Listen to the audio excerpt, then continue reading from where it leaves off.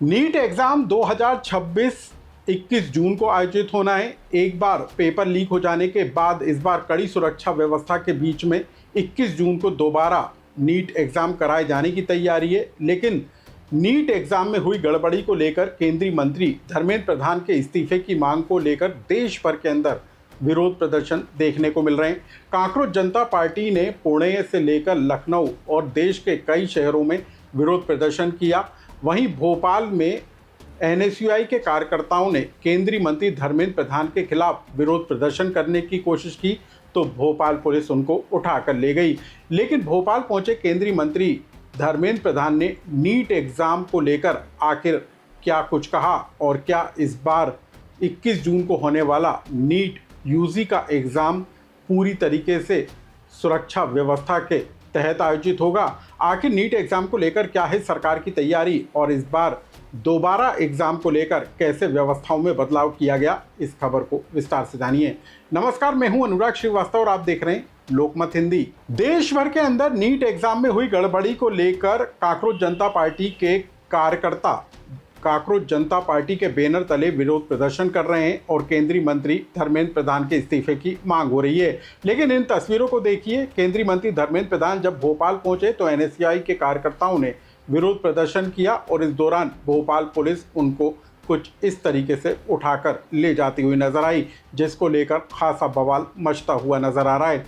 लेकिन अब हम आपको बता दें कि भोपाल पहुंचे केंद्रीय मंत्री धर्मेंद्र प्रधान ने आखिर नीट एग्जाम 21 जून को होने वाले एग्ज़ाम को लेकर क्या कुछ कहा है। केंद्रीय मंत्री धर्मेंद्र प्रधान से जब मीडिया ने सवाल पूछा कि नीट का पेपर लीक हो गया था और अब 21 जून के एग्ज़ाम को लेकर क्या तैयारी है, तो इस पर केंद्रीय मंत्री धर्मेंद्र प्रधान ने मीडिया को कहा कि 21 जून को होने वाले नीट एग्ज़ाम को लेकर पूरी तरीके से व्यवस्था की गई है। केंद्रीय मंत्री ने परीक्षार्थियों को इस बात का भरोसा दिया कि वो मन लगाकर पढ़ाई करें और एग्ज़ाम दें और कहीं पर भी पेपर लीक जैसा मामला अब निकलकर सामने नहीं आएगा। यानी कि केंद्रीय मंत्री धर्मेंद्र प्रधान पूरी तरीके से भरोसा देते हुए और परीक्षार्थियों को आश्वस्त करते हुए नजर आए। सिर्फ इतना ही नहीं, केंद्रीय मंत्री धर्मेंद्र प्रधान ने ये तक कहा कि नीट एग्ज़ाम दोबारा हो रहे एग्ज़ाम को लेकर जो एग्ज़ाम पैटर्न है उसमें कुछ व्यवस्थाओं में बदलाव किया गया है और इसी के तहत परीक्षार्थियों को 15 मिनट का अतिरिक्त समय दिया जाएगा। यानी कि कुल परीक्षा के लिए तय निर्धारित समय के अलावा 15 मिनट अतिरिक्त परीक्षार्थियों को दिए जाएंगे। आखिर क्या कुछ कहा केंद्रीय मंत्री धर्मेंद्र प्रधान ने, आप उसे सुन लीजिए।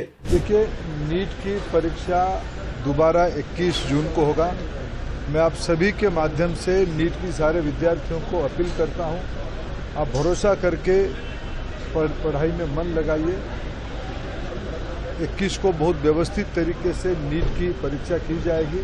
आपके माध्यम से मैं सभी को अपील करता हूं, सभी समाज की सहयोग चाहिए। एक्स्ट्रा टाइम देने की बात है।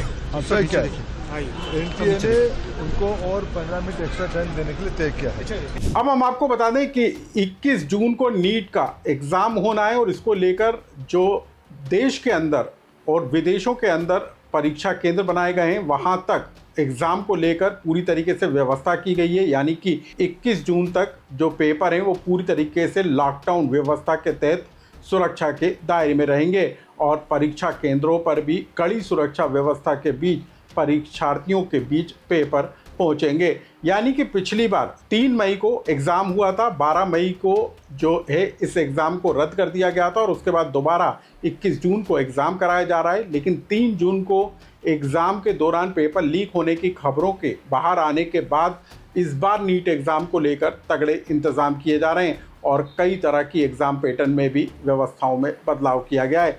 यानी कि वायुसेना के प्लेन के ज़रिए इस बार नीट के एग्ज़ाम की व्यवस्था और उसके पेपर और उससे जुड़ी पुस्तिकाओं पर नज़र रखने की कोशिश होगी।